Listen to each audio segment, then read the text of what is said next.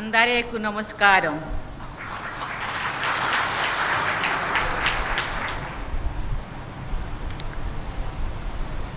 समारोह में प्रमुख रूप से उपस्थित तेलंगाना की राज्यपाल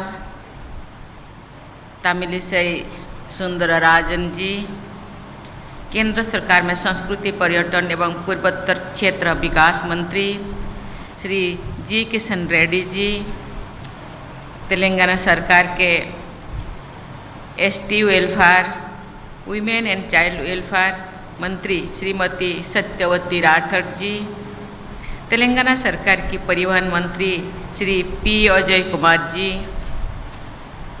वनवासी कल्याण परिषद के जिला प्रतिनिधि, सभी जनप्रतिनिधिगण, गणमान्य अतिथियों, देवियों और स्वजनों, भद्राचलम मंदिर के पावन प्रांगण में आयोजित इस समख्या सरलम्मा जनजातीय पुजारी सम्मेलन में आकर आज मुझे बहुत प्रसन्नता हो रही है।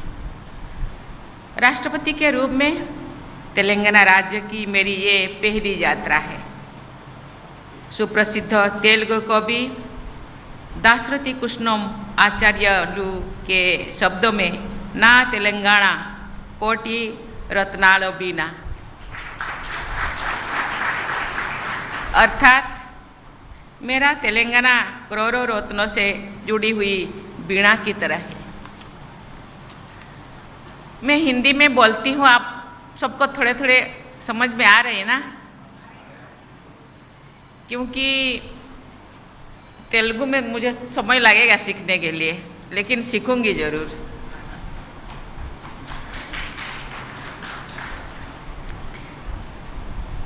तेलंगाना की अपनी पहली यात्रा में मुझे श्रीशैलम मंदिर में दर्शन करने का, श्री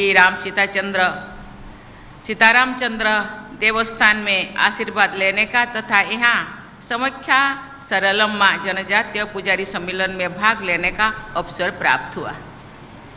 आज ही मुझे रामप्पा देवालयम के पवित्र परिसर में दर्शन करने का और तीर्थयात्रियों के लिए विकसित की गई सुविधाओं का शिलान्यास करने का सुअवसर प्राप्त हुआ और बाद में यात्रांतरी की यहाँ स्थित लक्ष्मी नारायण स्वामी मंदिर में प्रार्थना करने का अवसर भी मुझे मिला। ऐसे पावन अवसर का मिलना मैं अपना सौभाग्य मानती हूँ। इन देवस्थानों और मंदिरों में मुझे सभी देशवासियों के कल्याण हेतु प्रार्थना करने का शुभ अवसर भी प्राप्त हुआ।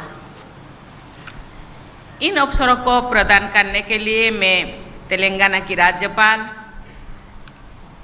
तमिलिसाई सुंदरराजन जी, मुख्यमंत्री श्री के चंद्रशेखर राव जी, केंद्र सरकार के संस्कृति पर्यटन एवं पूर्वोत्तर क्षेत्र विकास मंत्री श्री के किशन रेड्डी जी, तेलंगाना सरकार की पूरी टीम और तेलंगाना राज्य के सभी भाई बहनों को मैं बहुत बहुत धन्यवाद देती हूँ।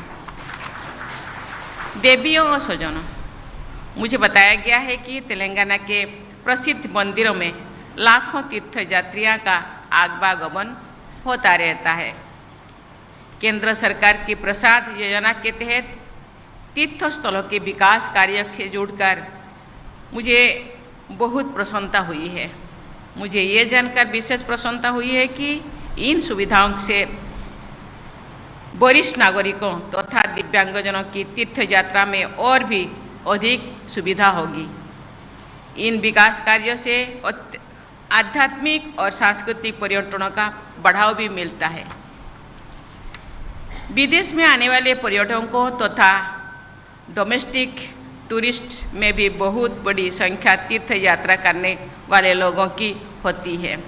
इस प्रकार घरेलू पर्यटन के विकास में तीर्थ स्थलों के पर्यटन का बहुत बड़ा योगदान होता है। ऐसे पर्यटन से लोगों की आजीविका और आय में भी वृद्धि होती है तथा स्थानीय अर्थव्यवस्था को भी बल मिलता है। इसलिए प्रसाद योजना को उत्साहपूर्वक आगे बढ़ाने के लिए मैं श्री किशन रेड्डी जी और उनकी पूरी टीम को विशेष सराहना करती हूँ। देवियों और स्वजनों, लोक परंपरा के अनुसार श्री सीतारामचंद्र स्वामीवरी देवस्थानम भद्राचलम राम कथा से संबंध है। ऐसा कहा जाता है कि प्रभु श्री राम ने माता जानकी और भाई लक्ष्मण के साथ वनवास के दौरान कुछ समय इसी क्षेत्र में स्थित एक पर्णशाला में बिताया था। ऐसी जानकारी के देश के सभी क्षेत्र में और विदेशों में भी प्रचार प्रसार करने के लिए लोग रुचि बढ़ती है। देवियों और स्वजनों, वनवासी कल्याण परिषद तेलंगाना द्वारा इस सम्मेलन के आयोजन के लिए मैं आप सबकी सराहना करती हूँ। मुझे बताया गया है कि ये परिषद वनवासी समाज के समग्र विकास के लिए निरंतर प्रयासरत है। परिषद की मुख्य चिंता है कि सांस्कृतिक परंपराओं के कमजोर होने पर हमारे मूल पहचान का अंत हो सकती है। इस तथ्य को ध्यान में रखते हुए निरंतर अपनी समृद्ध संस्कृति, परंपराओं और रीति रिवाजों की जीवंत बनाए रखना अनिवार्य है। इससे हमारी विरासत का संरक्षण भी होता है। जनजातीय समाज विशेष रूप से कया समुदाय के लाखों भाई बहन समाख्या सरलम्मा की पूजा अर्चना के लिए एकत्रित होते हैं। यहाँ के जनजातीय समाज का ये बहुत बड़ा त्यौहार है। मेरा मानना है कि ऐसे पर्व और सम्मेलन हमारी सामाजिक समरसता को मजबूत बनाते हैं। इन गतिविधियों से हमारी परंपराएं पीढ़ी दर पीढ़ी आगे बढ़ती रहती है। एक खुशी की बात है कि परिषद इस दिशा में सराहनीय प्रयास कर रही है। इसके लिए मैं परिषद को बहुत बहुत बधाई देती हूँ। मुझे ये जानकर प्रसन्नता हुई है कि वनवासी कल्याण परिषद द्वारा शिक्षा, स्वास्थ्य सेवाएं, कौशल विकास और पंचायत विकास से जुड़ी जागरूकता के बारे में उल्लेखनीय कार्य किए जा रहे हैं। मुझे बताया गया है कि परिषद द्वारा अनेक एकल विद्यालय संचालित किए जा रहे हैं। परिषद द्वारा जनजातीय विद्यार्थियों को प्रतिष्ठित विद्यालयों में प्रवेश हेतु प्रयास करने के लिए कई छात्रावास भी संचालित किए जा रहे हैं।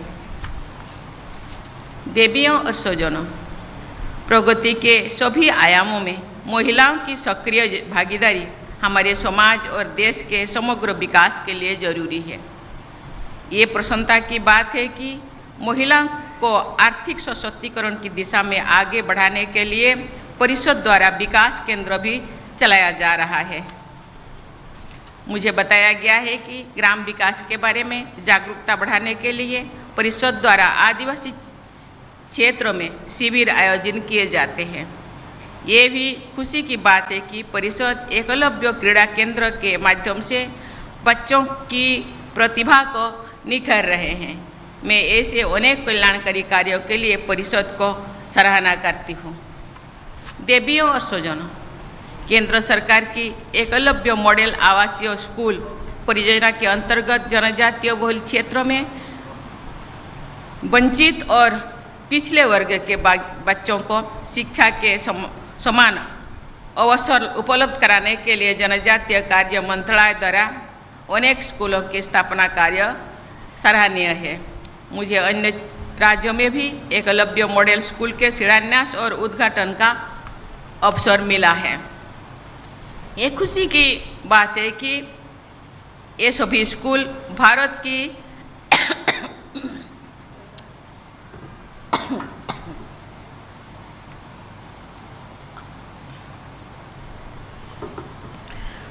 भारत की भावी पीढ़ी के निर्माण में अमूल्य योगदान देंगे। ये मेरा दृढ़ विश्वास है। एकलव्य मॉडल स्कूल की इस दूरदर्शी योजना को आगे बढ़ाए रखने के लिए केंद्र सरकार, राज्य सरकार और इन विद्यालयों से जुड़ी सभी लोगों को बधाई देती हूँ।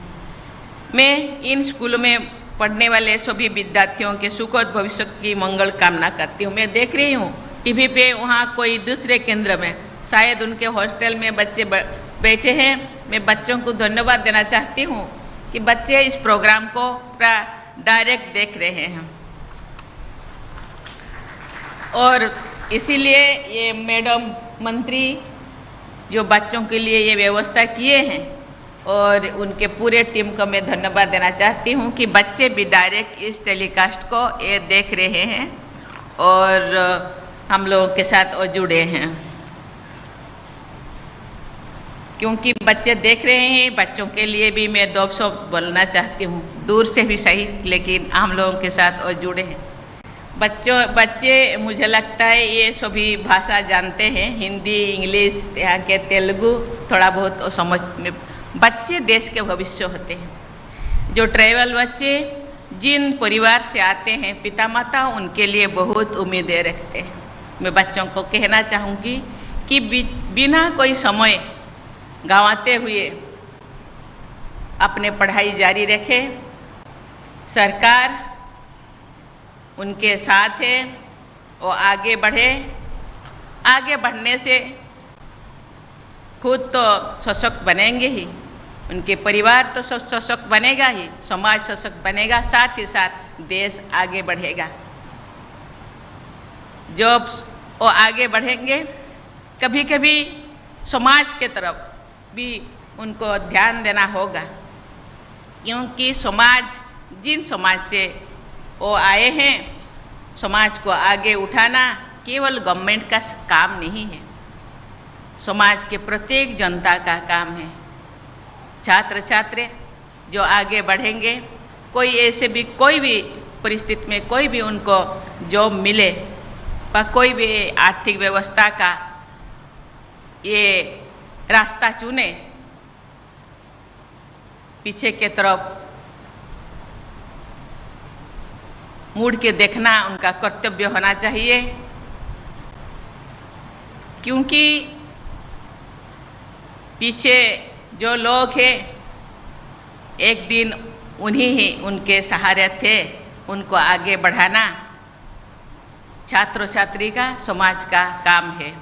अंत में तेलंगाना राज्य के सभी निवासियों के स्वर्णिम भविष्य हेतु शुभकामनाएं व्यक्त करते हुए मैं अपनी वाणी को विराम देती हूँ। धन्यवाद। जय हिंद, जय भारत।